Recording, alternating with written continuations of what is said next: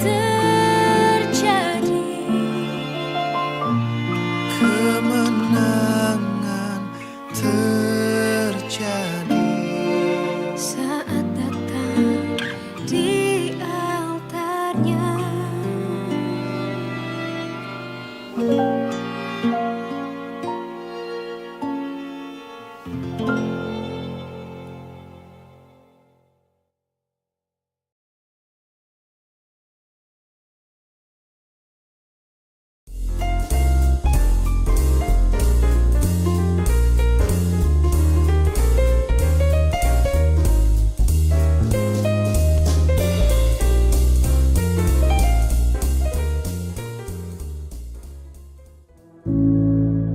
Shalom saudara, bayangkan di tengah rutinitas harian orang-orang makan, bekerja, sedang scroll media sosialnya, lagi mendengar video ini, tiba-tiba kamu mendengar suara.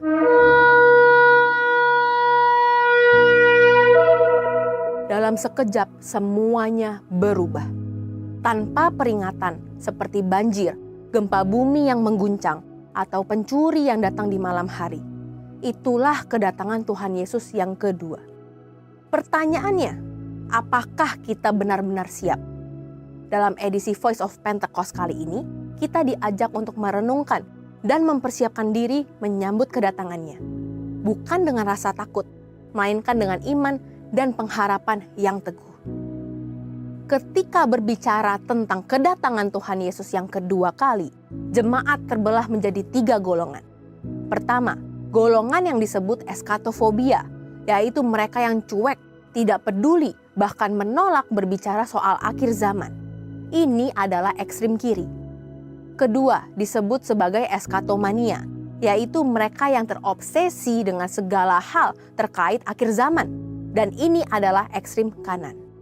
Dan ketiga adalah eskatofilia, yaitu mereka yang memahami akhir zaman secara seimbang berdasarkan Alkitab.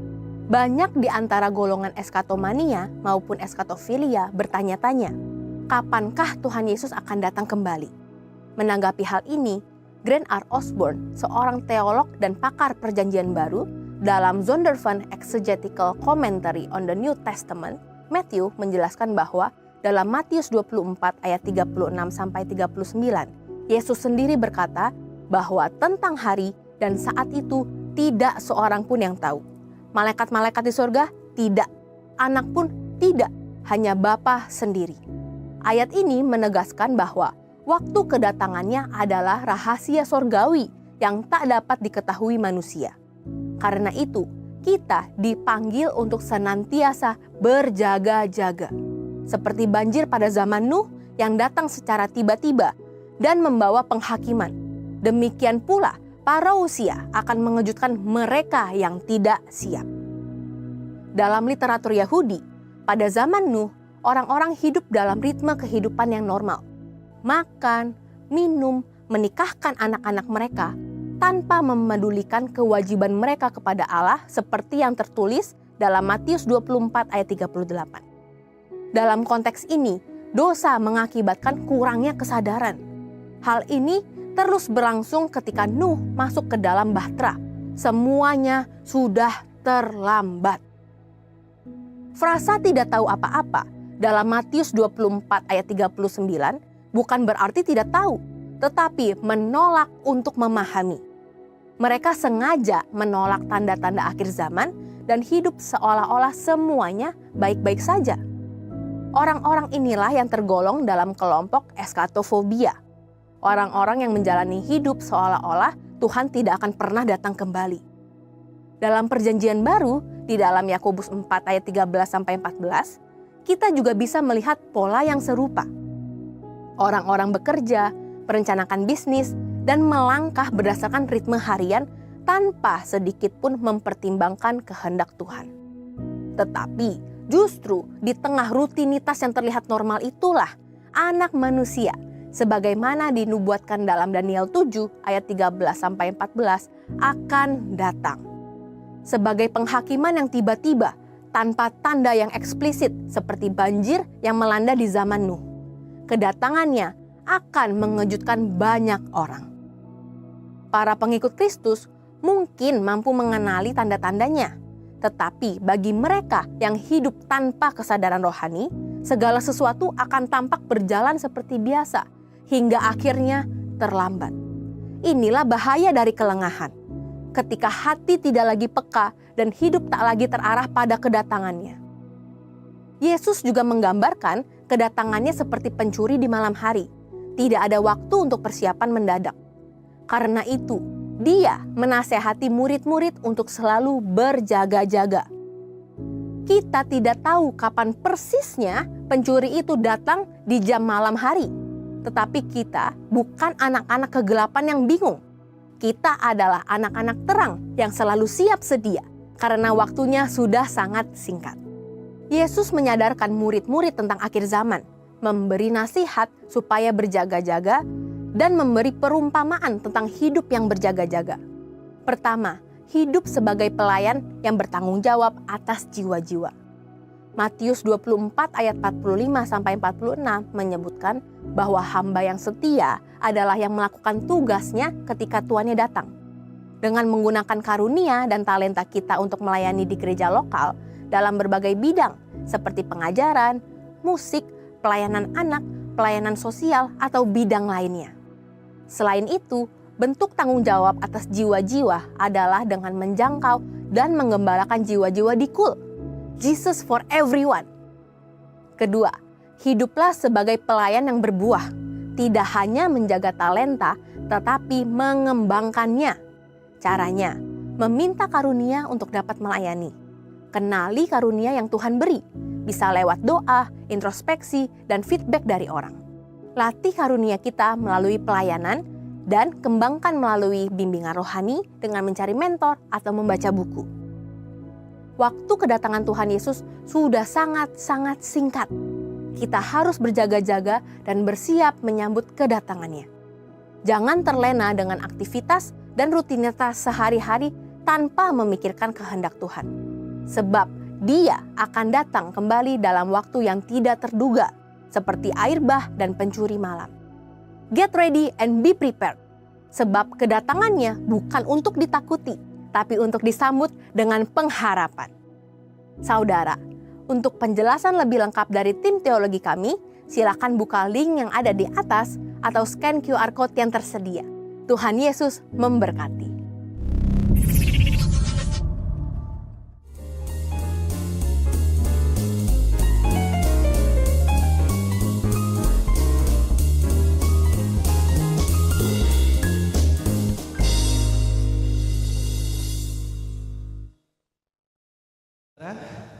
Bersama-sama kita.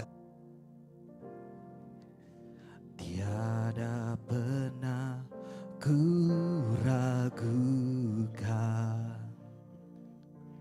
kasih setiamu ya Tuhan. Setiap waktu dalam hidupku tak pernah Kau tinggalkan. Meski langit tanpa surut, awan gelap pun menghadap, hadapi badai, lewati gelombang, tak pernah Kau tinggalkan diriku. Walau 1000 rebah, walau 1000 rebah di sisi, Kau tetaplah Allah penolongku. Walau 10.000 rebah di kananku akan goyah, sebab Yesus sertaku. Mari sekali lagi katakan, meski langit tanpa surut, meski langit tanpa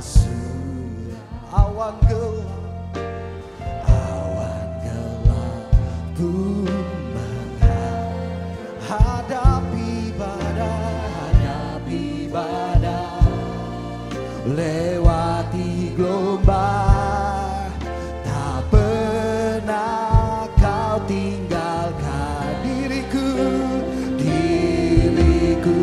walau seribu rebah di sisiku, walau seribu rebah di sisiku, kau tetaplah Allah penolongku, walau 10.000 rebah di kananku, takkan ku goyah, sebab Yesus serta. Walau seribu rebah, kau tetaplah Allah. Walau 10.000, takkan ku goyah. Ayo sembah Tuhan bersama-sama. Sembah Dia. Oh ya Rabana Syanda Rabaya Rabana Syanda Rabaya Rabana. Huriara Rabana Syanda Rabata Karabaya Rabana. Huriara Rabana Syanda Rabana. Oh ya Rana Rabaya Shekere ya Rana Rabana. Huriara Rabaya Soya Rabaya Rabana Syanda Rabana. Huriara Rabana Syanda Rabana. Jesus, Jesus. Huriara Rabata Karabaya Rabana. Kau kekuatan kami, Kau penolong Tuhan. Oh ya Rana Rabana Syanda Rabana Rabaya Rabaya Syanda. Oh ya Rana Rabaya Rabana. Shikia Rabata Syanda Rabana. Huria Rabata Syakana Rabana. Huria Rabata Syanda Rabana. Katakan bersama-sama, aku masih punya Tuhan.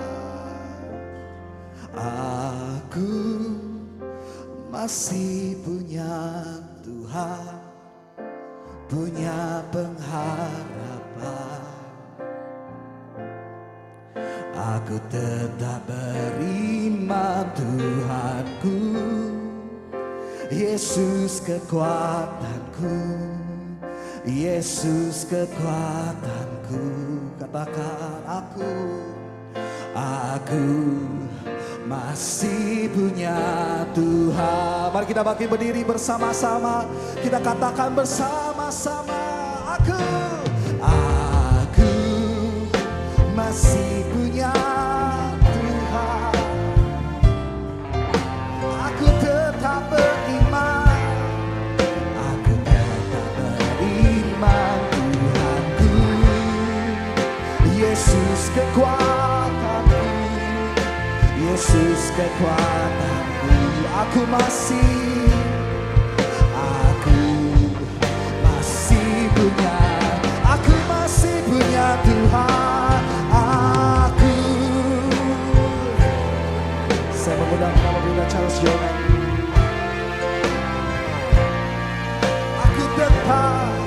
Aku tetap beriman Tuhanku, Yesus kekuatanku, Yesus kekuatanku.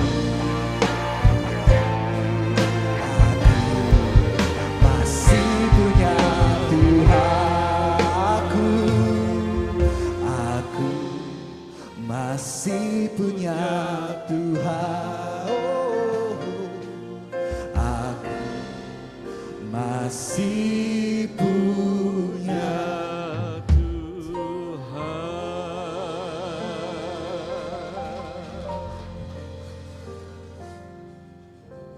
Di tengah-tengah masalah bangsa kami, di saat Indonesia menangis oleh karena korban yang terjadi, perusakan Tuhan, kami berkata kami masih punya Tuhan. Kami punya pengharapan. Kalau orang mengatakan Indonesia gelap, orang mengatakan tidak ada pengharapan, kalau orang merasa takut, kami katakan Tuhan, Engkau adalah Allah kami. yang menyelamatkan dan melindungi setiap daripada kami. Kalau kami boleh beribadah pada saat ini anugerah Tuhan. Ada banyak tempat yang tidak bisa beribadah, tapi kami tetap dapat membawa pujian kami. Kami ucapkan terima kasih. Biarlah hari ini hati Tuhan disenangkan dengan keberadaan kami. Pujian kami naik ke hadirat-Mu seperti dupa yang harum. Doa kami yang kami naikkan untuk bangsa kami. Kiranya Tuhan Engkau mendengarkan seruan daripada bangsa kami. Kiranya Engkau mengulurkan tangan perkenanan-Mu dan Engkau memulihkan bangsa kami. Dan kami tahu Tuhan, setiap rancangan pasti Tuhan memiliki rancangan yang terbaik bagi bangsa kami. Rancangan Tuhan bukan rancangan kecelakaan. Kami tahu Tuhan Engkau akan membawa damai sejahtera, masa depan bagi bangsa kami.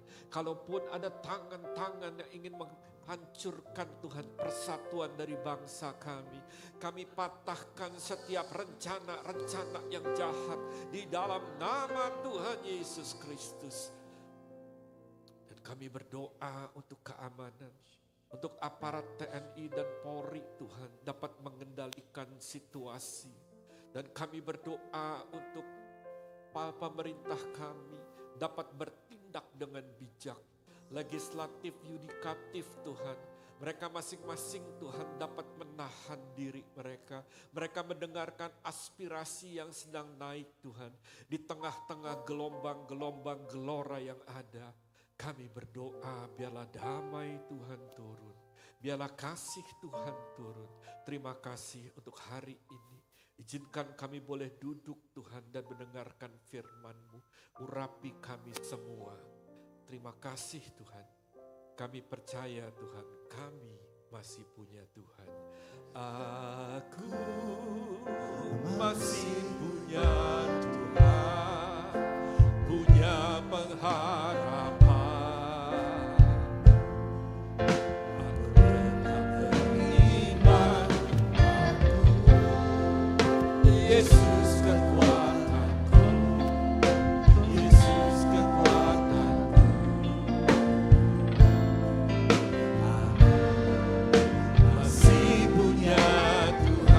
Berapa banyak yang percaya kita masih punya Tuhan? Yang percaya lambaikan tangan, katakan, aku masih punya Tuhan, punya pengharapan.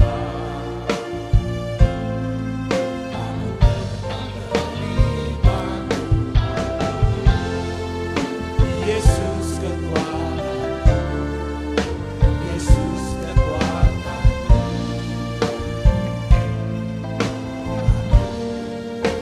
Masih punya Tuhan. Mari kita berikan tepuk tangan. Haleluya. Mari silakan duduk Bapak dan Ibu yang saya kasihi. Terima kasih untuk musiknya, keyboardnya. Fillernya boleh tinggal. Filler boleh mainkan. Iringi saya. Fillernya. Nah, shalom, selamat pagi. Hari-hari yang mendebarkan bagi bangsa kita. Terutama malam tadi, ada yang mendengar penjarahan yang terjadi di mana-mana. Nah, hari ini saya ingin bicara mengenai satu topik yang sempat viral beberapa waktu yang lalu. Dan saya akan kaitkan dengan keadaan sekarang ini. Judul daripada khotbah saya adalah Indonesia Gelap. Tentunya Indonesia tidak gelap. Boleh ditayangkan slide-nya? Ada dua tagar pada waktu itu yang sangat viral. Yang pertama adalah Indonesia Gelap. Coba tolong next slide. Menurut Tempo.com dikatakan tagar ini muncul dan viral karena kekhawatiran warga negara Indonesia terhadap masalah depan dari bangsa. Dimulai dari gerakan Badan Eksekutif Mahasiswa pada tanggal 17-19 Februari yang menuntut penyelesaian beberapa masalah atau tuntutan. Dan kemudian kabur aja dulu itu menjadi tagar yang viral lagi. Nah, ini adalah bentuk kekecewaan daripada generasi muda. Yang merasa generasi muda, boleh lambaikan tangan generasi muda. Ya. Yang udah tua juga gak apa-apa lah baikan tangan. Kita masih muda. Nah, ini adalah kondisi ekonomi, sosial, dan keadilan di dalam negeri kita. Kondisi ini diduga karena sejumlah kebijakan pemerintah yang belakangan ini diperkirakan tidak memihak kepada rakyat atau kepada masyarakat. Kemudian dilanjutkan pada tanggal 17 Agustus, sebelum itu ada bendera One Piece. Anak muda tahu kan artinya? Saya tidak usah bicara kan? Nanti dibilang bicara politik lagi ya. Tapi itu adalah satu protes. Kalau Anda lihat protes ini sudah dari awal tahun. Ledakannya terjadi saat ini. Dan kemudian demo di DPR tanggal 25 Agustus.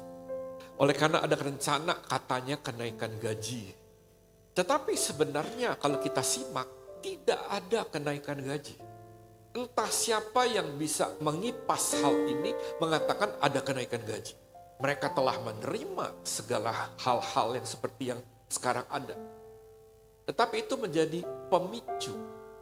Nah, kita dapat menanggapi hal-hal di atas secara dua hal. Yang pertama adalah reaksi negatif. Pada waktu saya katakan negatif, kita dapat mengatakan, Pak, Indonesia gelap, kita kabur aja dulu, ekonomi kita berantakan, situasi tidak baik. Kita mengatakan, iya ya, situasi nggak baik, kita takut, kita bisa mengatakan seperti itu. Nah, tetapi dalam reaksi negatif ini memang ada kebenarannya. Kalau kita lihat setelah COVID, perusahaan-perusahaan yang berkembang sekarang pada tutup. PHK di mana-mana. Kita lihat, cari kerja susah. Anda lihat aja kalau orang cari kerja ngantrinya luar biasa. Kita bisa mengatakan, oh tidak ada pengharapan bagi Indonesia. Saya ingat tahun 98 pada waktu Indonesia dilanda masalah krisis. Sebagian daripada kita mengatakan Indonesia nggak bisa lagi. Kita ini nggak ada bisa menjadi satu negara. Pada waktu itu kita berpikir seperti itu. Nah, kita bisa menyangkal akan hal ini kalau kita negatif. Ya. Ada orang yang mengatakan di pemerintah, kamu kurang patriotik sih. Kamu tidak mencintai Indonesia. Kalau orang Batak bilang begini, Indonesia gelap, kau yang gelap. Orang Batak gitu kan, kau yang gelap. Nah, Ibu, shalom.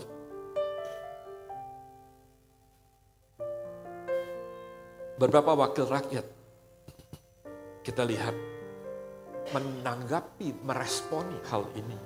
Bukan dengan hal yang positif, tapi dengan yang negatif.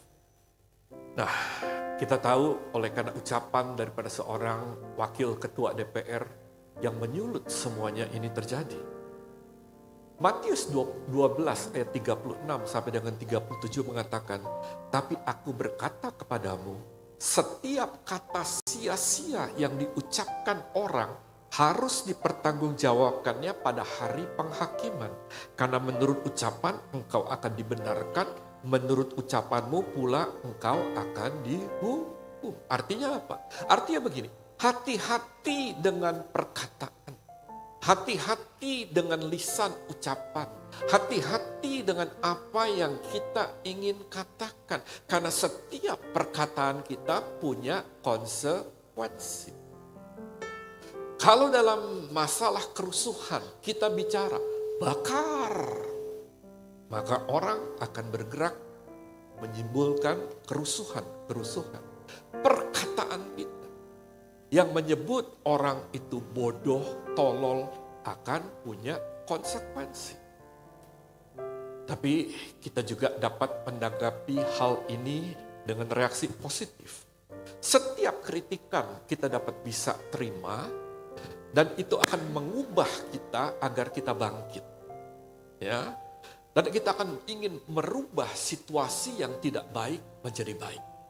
Berapa banyak yang ingin agar situasi di negara kita akan menjadi lebih baik? Boleh angkat tangan.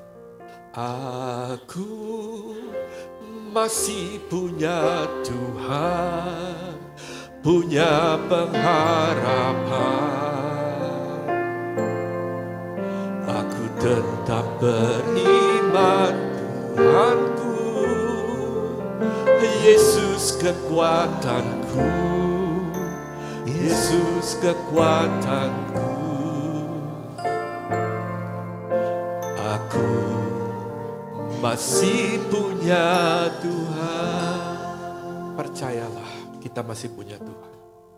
Percayalah, Tuhan kita masih in control. Justru dengan keadaan ini kita harus mengintrospeksi diri kita, mendengar kritik.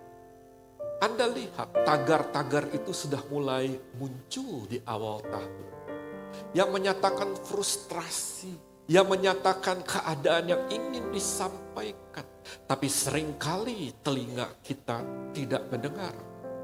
Hal ini bukan hanya terjadi di bangsa kita, tapi juga dalam kehidupan sehari-hari. Mungkin anak kita telah mengatakan, "Pa, Ma." Tapi kita tidak mendengar. Apa yang kau tahu anak kecil? Apa yang kau tahu? Kita sering membiarkan generasi ini untuk berbicara, tapi kita tidak mendengar. Kita menyingkirkan pendapat mereka. Bahkan dalam organisasi, dalam gereja pun demikian. Banyak orang yang telah mengeluh, tapi kita pikir, semuanya aman-aman saja. Masalahnya karena kita tidak mau mendengar. Kitanya mau didengar. Aduh, saya ingin tanya orang-orang dari Sumatera Utara.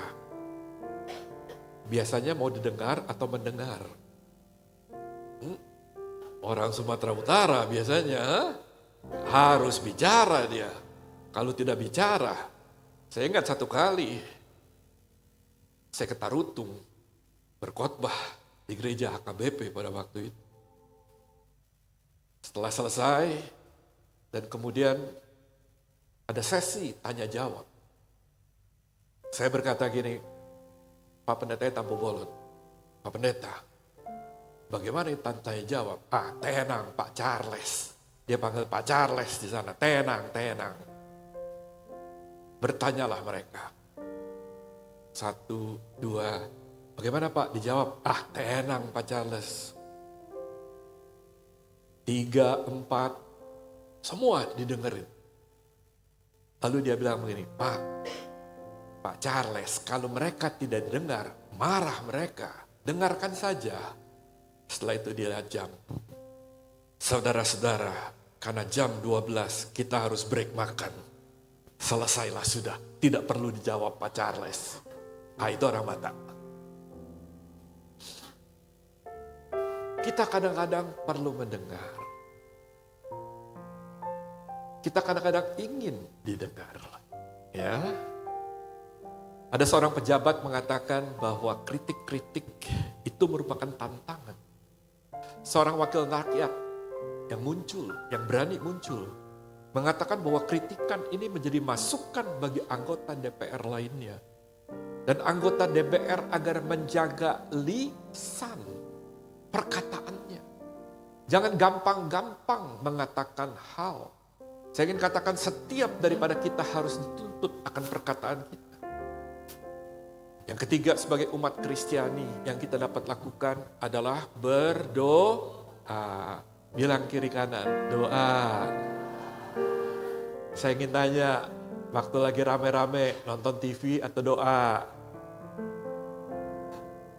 Dua-duanya katanya, puji Tuhan. Tapi kita terpaku dengan situasi yang ada. Pindah channel, kalau saya pindah channel, wah ada apa lagi nih beritanya? Wah ada kritikan apa nih? Saya pun manusia seperti saudara, kadang-kadang kita, tapi juga Tuhan panggil kita untuk berdoa. Saya sedang minta untuk para pimpinan di jaringan mengeluarkan himbauan untuk seluruh kota. Nanti sudah keluar himbauannya.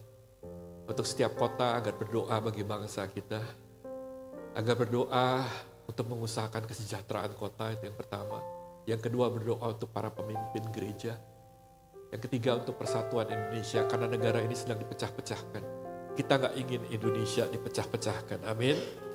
Kita perlu berdoa untuk para pemimpin kita, amin. Sehingga mereka mengambil tindakan yang bijak. TNI dan Polri tidak terpecahkan. Mengontrol situasi dengan bijak dan berani. Saya tidak setuju dengan penjaraan, saya tidak setuju dengan komentar-komentar. tidak bisa kita menjarah karena kita dijamin undang-undang untuk dilindungi. Halo? Ya, kita perlu berdoa. Mari kita belajar lebih lanjut. Apabila ada kegelapan datang, next slide coba. Dalam Yesaya 60 ayat 1 dan 2. Ya. Yesaya 60 ayat 1 dan 2 berbicara pada waktu ada datangnya masa yang gelap. Apa yang terjadi? Nabi Yesaya berkata gini, bangkitlah menjadi teranglah. Sebab terangmu datang dan kemuliaan Tuhan terbit atasmu. Sebab sesungguhnya kegelapan menutupi bumi dan kekelaman menutupi bangsa-bangsa. Tetapi terang Tuhan terbit atasmu dan kemuliaan menjadi nyata atasmu. Nabi Yesaya menulis satu saat ada kegelapan menutupi bumi. Kekelaman menutupi bangsa-bangsa. Masalah yang dihadapi saat ini bukan hanya di Indonesia. Masalah ekonomi yang dihadapi adalah bangsa-bangsa. Kesulitan yang dihadapi bukan hanya di Indonesia. Nah, tetapi di saat-saat ada masalah, Tuhan berkata, atau Nabi Yesaya mengatakan gini, bangkit. Katakan kiri kanan, bangkit. Saat-saat seperti ini kita harus bangkit. Ya.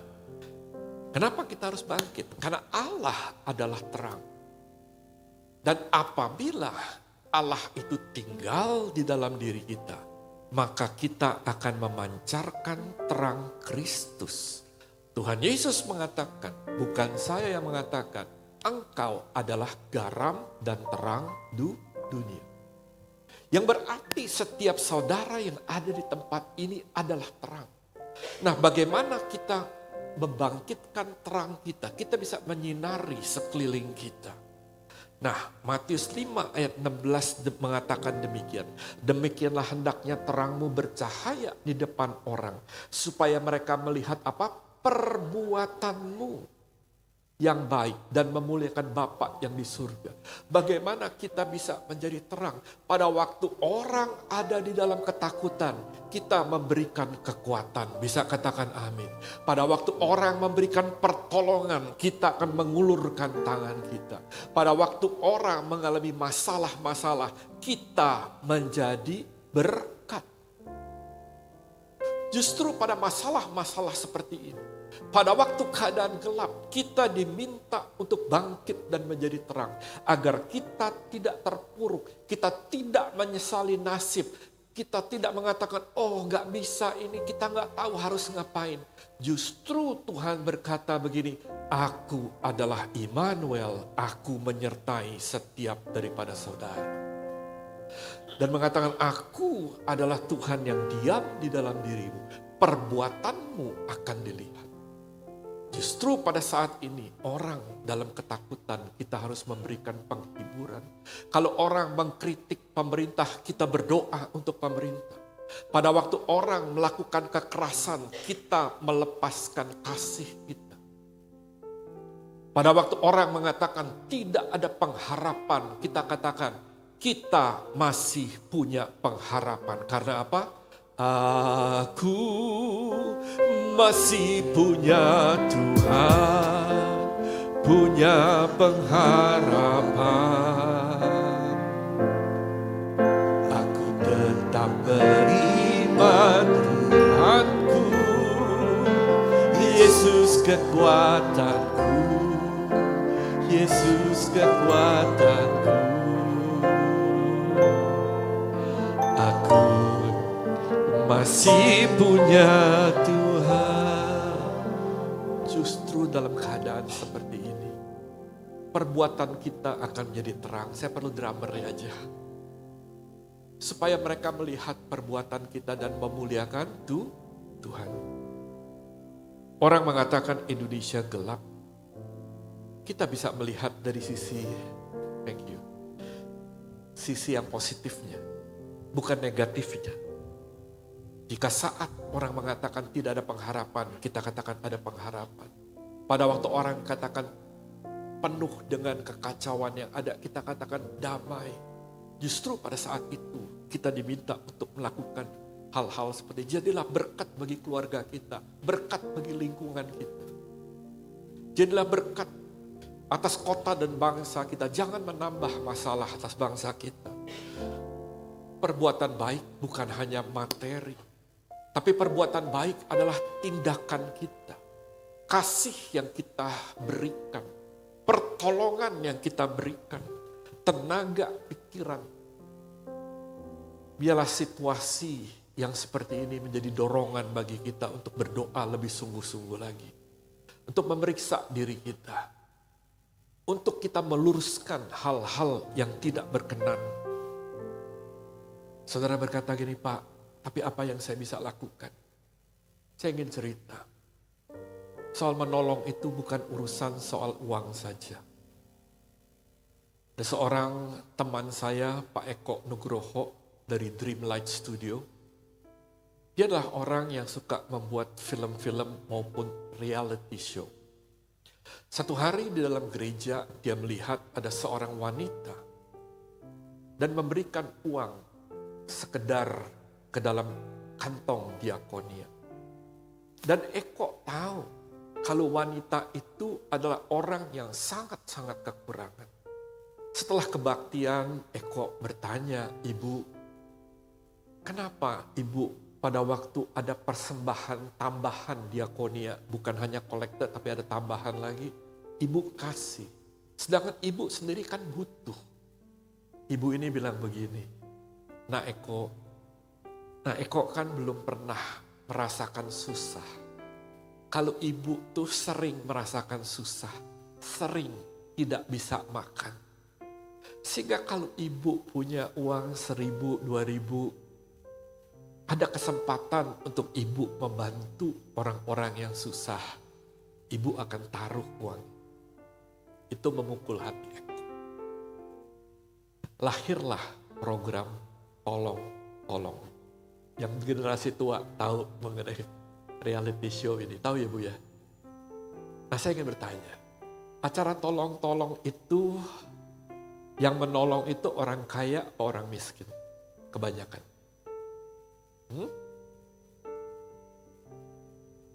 Orang kaya apa orang miskin yang nolong? Orang miskin, bukan orang kaya. Orang yang di jalan minta tolong, orang miskin yang bereaksi. Tukang becak yang menolong. Orang yang di pedagang yang hanya di ini, yang waktu diminta tolong, mereka menolong. Karena mereka tahu bagaimana sulitnya hidup. Mereka tahu pada waktu orang dalam keadaan desperate, mereka membuka hati mereka. Tetapi saya lihat banyak orang kaya menutup pintu.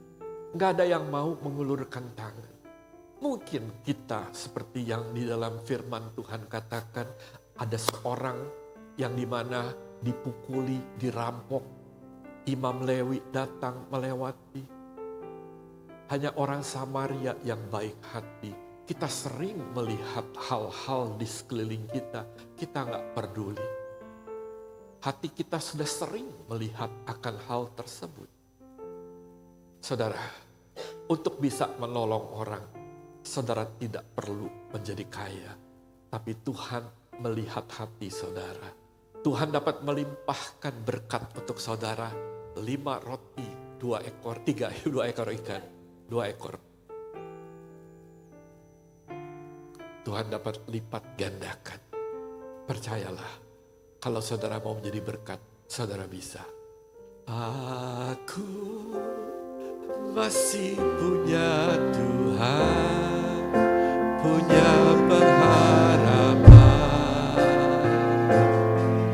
Aku tetap beriman Tuhanku, Yesus kekuatanku, Yesus kekuatanku.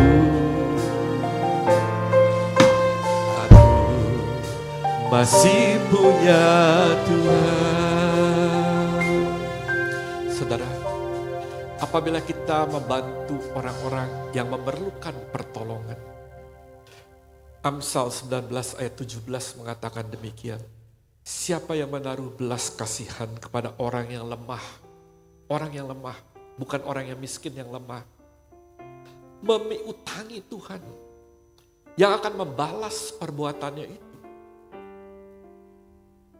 Waktu saudara menaruh belas kasihan kepada orang-orang yang lemah, yang membutuhkan pertolongan.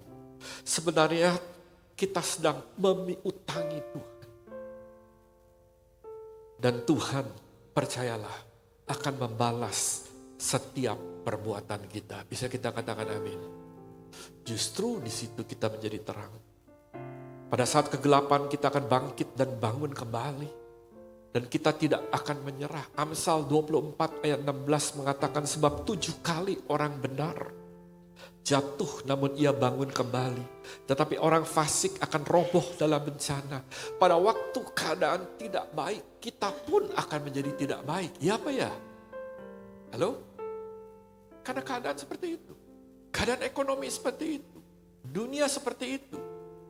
Kita nggak bisa bilang gini, oh itu nggak terjadi. Itu mah di luar gereja, di gereja kita aman-aman saja. No, kita akan mengalami. Kita akan mengalami kesulitan demi kesulitan. Tetapi firman Tuhan bilang gini, apabila saudara jatuh, saudara tidak akan tergeletak, tapi saudara akan bangkit kembali. Karena Tuhan menyertai setiap daripada kita. Tuhan memberikan kita kekuatan untuk bangkit kembali. Tuhan memberikan kita semangat untuk bangkit lagi. Karena kita memiliki pengharapan. Aku masih punya Tuhan, punya pengharapan. Aku tetap beriman, Yesus kekuatan.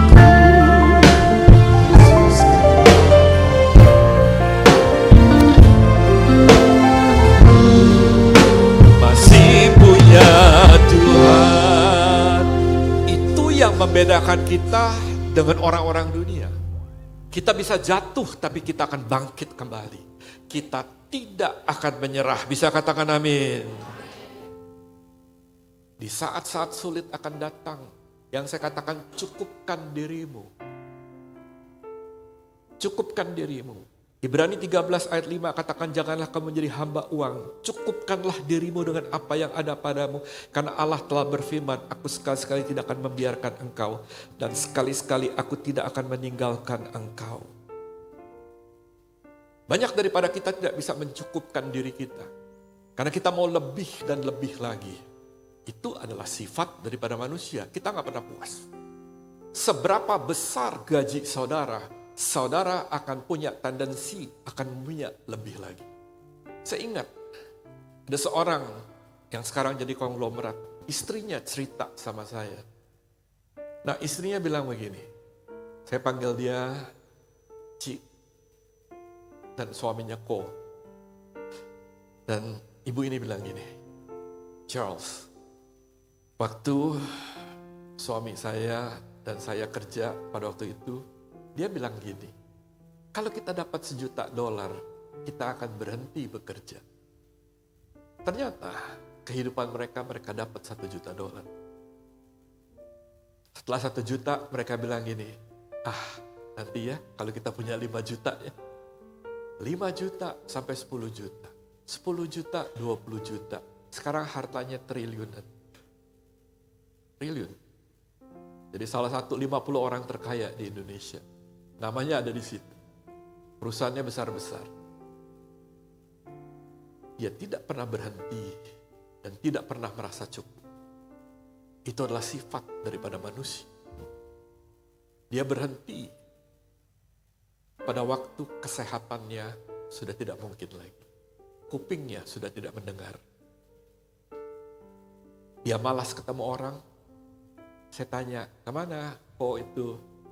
Dan istrinya bilang gini, Charles, dia gak mau keluar rumah lagi sekarang. Loh, kan biasanya dia main golf. Dia sudah tidak mau main golf. Loh, biasanya kan dia ke kantor. Dia sudah gak mau kantor karena dia gak bisa denger. Karena dia gak bisa denger lagi. Dia mau ngomong sama orang, dia gak ngerti orang ngomong apa. Dia mau ngomong temen-temennya, dia gak ngerti. Dan pada waktu dia mesti ke kantor untuk bisa rapat, dia gak denger. Dia pasang alat yang untuk mendengar. Dia bilang gak bisa, berisik gitu. Dia gak pernah mau pakai. Akibatnya apa? Segala harta yang dikumpulkan Apa gunanya? Orang kaya, pemilik tambang, pemilik sawit, tambang ya, sawit ya. Belum lagi mineral-mineral yang lain. Belum lagi nguasain beras, yang sekarang ini kemungkinan juga diperiksa. Udah tua mau diperiksa. Kan ada 200 beras yang merek beras yang sedang mau diperiksa. Dia gak pernah merencanakan hal yang jelek. Dia selalu berpikir bagaimana mensejahterakan. Tapi tragis pada usia tuanya karena dia tidak pernah merasa bisa bilang cukup. Saya ingin kita bisa berkata cukup. Cukup ya cukup. Saya belajar bisa berkata cukup. Karena berapa waktu yang lalu saya sakit. Bu, kesaksian ya, tadi gak nyempet. Saya sakit tahun lalu. Saya gak tahu apakah waktu itu saya udah diambang mana. Tapi saya sudah dapat penglihatan yang aneh-aneh. Tapi Tuhan kembalikan saya. Dan saya 16 hari terbaring di rumah sakit. Dan pada waktu saya tidak bisa ngapa-ngapain, literally gak bisa ngapa-ngapain, gak bisa bangun, gak bisa apa-apa, hanya bisa tiduran. Anda bayangkan kalau Anda tidur 12 hari gak bisa ngapa-ngapain. Hidung saya ada selang, perut saya ada selang, tangan saya ada selang, semua. Semua ada. Saya gak bisa ke kiri, gak bisa ke kanan. Saya ngeliat gini, waktu anak saya datang, mereka makan, saya bilang gini, saya mau makan, gak bisa. Saya mau kencing, gak bisa. Saya mau ke WC, gak bisa. Saya pakai kantong, kotoran saya keluar di kantong, sekarang sudah diangkat. Saya gak bisa, mohon maaf, ke WC gak bisa. Saya baru mikir, ada seorang dokter. Dokter itu teman saya, dia bilang gini, Charles, kamu kan tidak pernah berterima kasih untuk apa yang Tuhan berikan. Begitu kamu tidak bisa melakukan hal itu, kamu bisa merasakan kan kebaikan ataupun berkat yang Tuhan berikan. Iya, namanya cilin. Iya cilin. Saya ngeliat orang makan, saya gak bisa makan. Saya melihat orang ke WC, saya gak bisa kencing cilin. Kencing saya di kateter. Saya gak bisa merasakan, cuma lihat aja udah penuh, gak penuh. Saya gak bisa ke WC. Saya gak bisa keramas. Bayangkan, kalau Anda 10 hari gak ketemu air, kayak apa tuh rambut. 10 hari, Anda gak bangun. Dari situ saya bilang gini, cukup is enough, enough is enough. Anda bisa cari semuanya. Tapi kita perlu dalam keadaan-keadaan yang sulit bisa mengatakan cukup. Jangan berlebihan. Jangan overspending. Karena masa-masa sulit akan datang ke depannya. Keadaan ekonomi tidak baik. Anda tidak mengatakan karena saya anak Tuhan saya akan dibebaskan. No, kita selalu akan ada masalah. Tapi Tuhan berjanji Dia akan menjadi Immanuel, Allah yang menyertai kita. Di dalam sakit saya hanya gak bisa ngomong apa-apa. Saya cuma ngomong gini, Tuhan. Saya udah gak bisa doa. Saya hanya bilang gini, Tuhan jadilah apa yang Tuhan mau. Tapi saya gak pernah kehilangan pengharapan. Karena saya percaya Tuhan itu akan selalu ada. Dan Dia adalah Tuhan Immanuel yang menolong kita. Aku masih punya Tuhan, punya pengharapan. Aku tetap beriman Tuhanku, Yesus kekuatanku, Yesus kekuatanku. Aku masih punya situasi yang tidak baik, ada dua hal yang Anda bisa lakukan. Anda dapat kabur aja seperti Tagar itu, atau Anda dapat tinggal saja seperti Ishak. Nah, Abraham pada waktu mendengarkan pimpinan Tuhan untuk keluar dari Ur Kasdim dan pergi ke tanah yang ditunjuk oleh Tuhan, Abraham melakukan hal itu. Apa yang saya ingin katakan? Tindakan ke depan Anda yang harus lakukan, itu mintalah tuntunan kepada Tuhan. Karena kita nggak tahu keadaan di depan bagaimana. Saya pun tidak tahu keadaan itu akan jadi seperti apa. Setiap keputusan yang saudara ambil dalam hal-hal seperti ini, tanya sama Tuhan, minta pertolongan Tuhan. Kalau Tuhan berkata seperti Abraham, pergi, Anda pergi. Bagi kita yang tua mungkin telat ya, mau kemana? Tapi yang muda, mungkin anak muda. Nah, tapi kalau Anda dikatakan seperti Ishak, tinggal aja dulu. Pada waktu itu ada kelaparan di negeri Filistin. Ini bukan kelaparan yang pertama. Di dalam zaman Abraham. Sebab itu Ishak pergi ke Gerar kepada Abimelech, raja orang Filistin. Lalu Tuhan menampakkan diri kepadanya serta berfirman, janganlah pergi ke Mesir. Diamlah di negeri yang akan kukatakan kepadamu. Tuhan berkata gini, Abraham tinggal. Nah, saya telah mengalami banyak hal di bangsa ini karena umur saya juga sudah tua. Tahun 65, Ibu kita ingat kan, tahun 65, masih SD, kelas 4 waktu itu. Gestapo PKI, itu tuh ada. Kita nggak sekolah kan selama hampir setahun Bu ya, karena kita telat kemudian, makanya kita telat semuanya kan, kita hilang. Kita nggak sekolah waktu itu, nggak bisa sekolah. Waktu G30 PKI. Krisis disebut hiperinflasi. Dan waktu itu inflasi 600%. Kemudian rupiah disaniring ya, dari 1.000 rupiah jadi 1 rupiah. Semua keadaan itu saya pernah mengalami. Tahun 86 Indonesia mengalami krisis keuangan karena jatuhnya harga minyak dunia. Dari $102 ke $27 per barrel. Sekarang tujuan $70 barrel lagi. Krisis moneter Asia tahun 97-99, rupiah anjlok dari 2.450 menjadi hampir 17.000. Krisis perbankan 54 dilikuidasi, krisis monitor akibat subprime mortgage tahun 2007-2008, krisis ekonomi akibat COVID. Kita pernah mengalami semua. Bagi kita yang pernah mengalami, kita percaya bahwa Tuhan akan menyertai kita dan menolong kita dalam kesulitan. Kita nggak pernah putus pengharapan karena kita masih punya Tuhan. Aku masih punya Tuhan, punya pengharapan. Aku tetap beriman, aku Yesus kekuatanku.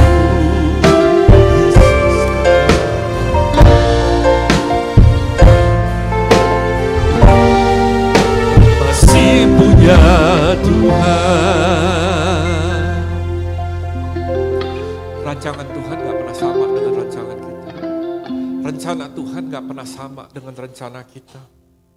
Tapi saya ingin kasih tahu, rancangan Tuhan bukanlah rancangan kecelakaan, tetapi damai sejahtera dan hari depan yang cerah. Bisa katakan amin. Yeremia 29 ayat 11 mengatakan, sebab aku ini mengetahui rancangan-rancangan apa yang ada padaku mengenai kamu. Demikianlah firman Tuhan. Yaitu rancangan damai sejahtera, bukan rancangan kecelakaan, untuk memberikan kepadamu hari depan yang penuh harapan. Katakan amin. Berapa banyak yang percaya bahwa badai akan berlalu? Berapa banyak yang percaya bahwa situasi Indonesia akan dipulihkan? Berapa banyak yang percaya bahwa kita akan bangkit lagi? Berapa banyak yang percaya kita masih punya Tuhan? Aku masih punya Tuhan, punya pengharapan. Tak beriman, aku Yesus kekuatanku, Yesus kekuatanku.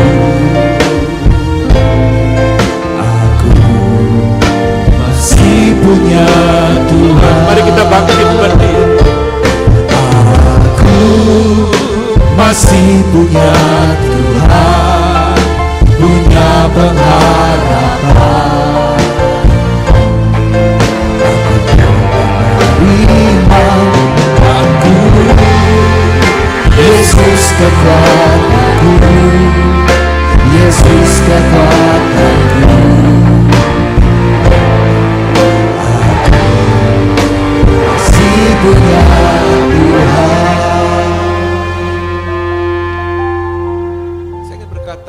saudara yang dalam ketakutan, di dalam rumah Tuhan, Tuhan berkata gini, aku adalah Immanuel, jangan takut.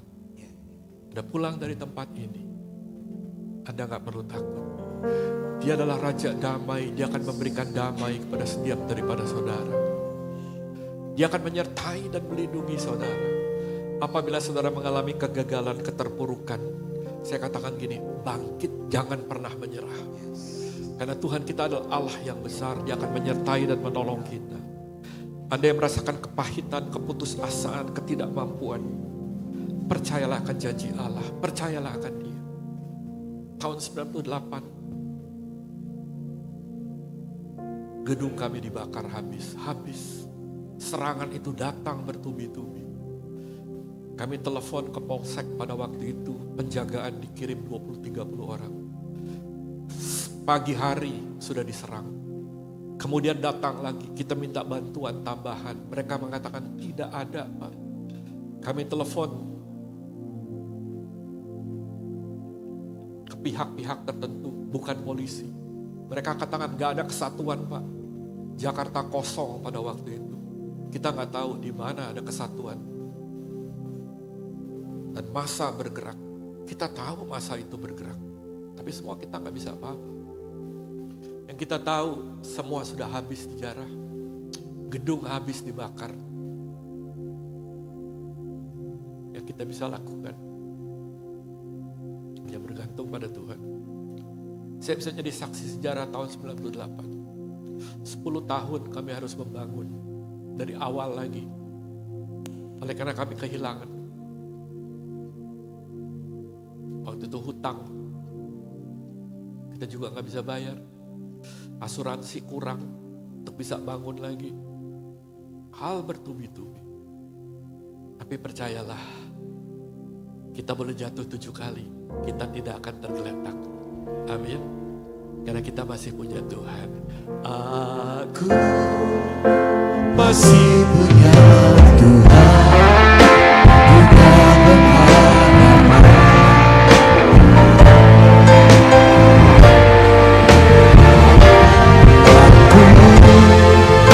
Yesus kekuatanku, Yesus kekuatanku.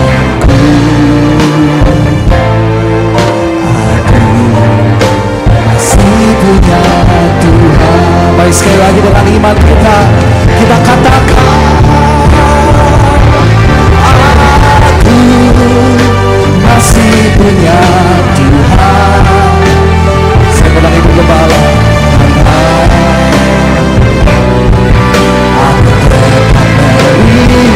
Tuhanku, Yesus kekuatanku, Yesus kekuatanku. Aku masih punya Tuhan. Aku masih punya Tuhan.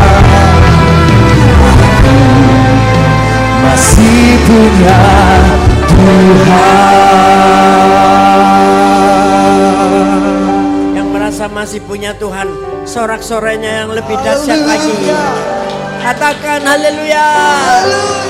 Aku umat pemenang. Haleluya. Kalau pagi hari ini saudara ada di tempat ini, engkau adalah umat pemenang. Tidak terganggu, tidak terintimidasi dengan situasi di sekeliling kita, utamanya pada malam kemarin. Ya, siapa yang masih ngikutin sampai lewat tengah malam kemarin? Ada pendoa-pendoa ya? Karena saya minta kita berdoa terus. Kita berdoa. Saya sampai jam 3 pagi baru tidur setelah. Karena saya pikirkan kita harus tetap ibadah. Saya terus kontak Mas Yaya di sini, Pak Huta Galung, dia juga jaga di istana sana. Saudara, jadi semuanya kalau kita serahkan kepada Tuhan, semua baik-baik saja. Ya saya percaya nih banyak yang takut nih, kosong. Biar nanti bertobat sendiri sama Tuhan ya. Karena masih punya Tuhan, kita tidak usah takut. Amin. Kalau itu terjadi dalam hidup kita, seizin Tuhan dan pasti ada kemauannya Tuhan. Kalian sudah berdoa lama untuk bangsa ini. Dan ketika kita berbutuh ada perubahan, itu pasti ada pergolakan, ada perjuangan, ada luka, ada korban. Dan biarlah kita berdoa untuk yang menjadi korban, untuk yang terluka, untuk yang kehilangan. Biar semuanya itu akan mendatangkan kebaikan sesuai dengan rencana Tuhan. Amin. Kita tetap bersyukur kepada Tuhan. Haleluya. Pagi tadi jam 7 Pak Charles sudah sampai di sini, saudara. Padahal saya dari malam saya berdoa, dia datang enggak ya dia ya. Tapi luar biasa, saya pasti datang, Bu. Ya, itulah seorang hamba Tuhan, tidak gampang terpengaruh oleh situasi lingkungan. Dari jauh, dari Kebayoran, saudara. Ya. Biarlah iman kita, ya, tekad kita, komitmen kita untuk melayani Tuhan juga sungguh-sungguh, untuk datang kepada Tuhan juga sungguh-sungguh. Jangan gampang luntur, sedikit masalah kita sudah undur. Mari kita bersyukur kepada Tuhan selalu. Amin. Ku bersyukur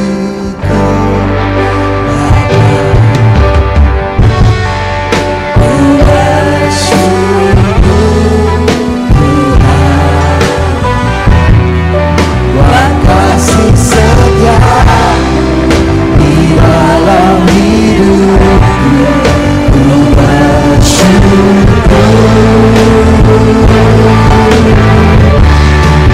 ku bersyukur Bapa, ku bersyukur Tuhan, buat kasih setia